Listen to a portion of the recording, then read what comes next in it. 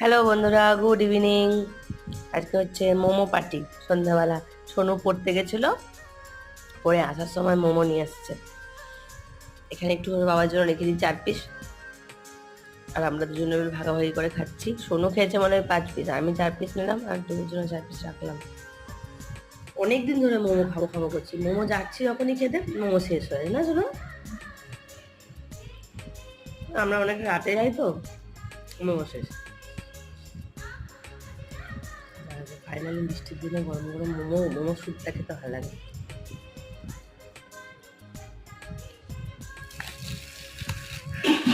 আর আমার পার্সোনাল কি মনে হয় বলতো, মোমোর দামটা একটু বেশি হবে।